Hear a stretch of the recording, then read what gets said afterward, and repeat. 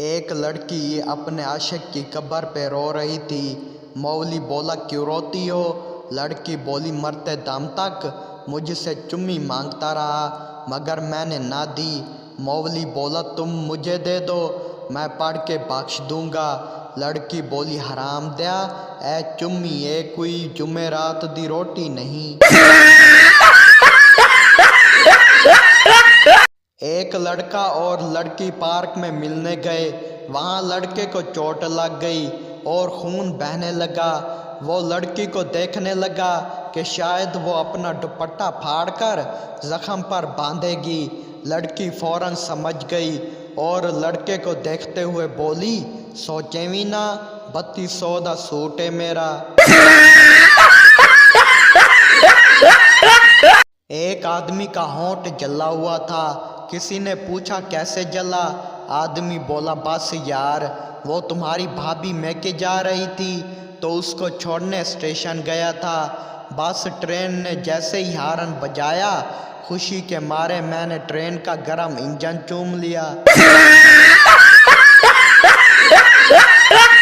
फैसलाबाद का पंजाबी हज करने गया। वापस आया तो दोस्त ने पूछा, वहाँ शैतान को पत्थर मारे?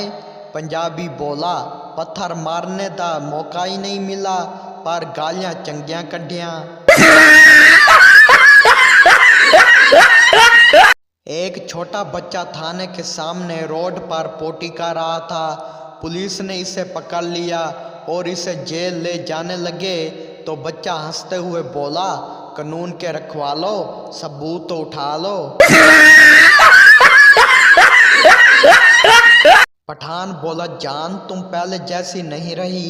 लड़की बोली, क्यों? पठान बोला, अब मैं तुम्हारा हाथ पकड़ता हूँ तो तुम शर्माती नहीं हो। लड़की बोली, कमीने, पहले जब मैंने शर्मा कर आंखें बंद की थी तो तू मेरे पर्स से 300 रुपये निकाल कर भाग गया था। एक लड़का पेप्सी सामने रखे हुए उदास बैठा था। उसका दोस्त आया, पेप्सी उठाकर पी ली और पूछा, यार तू उदास क्यों बैठा है?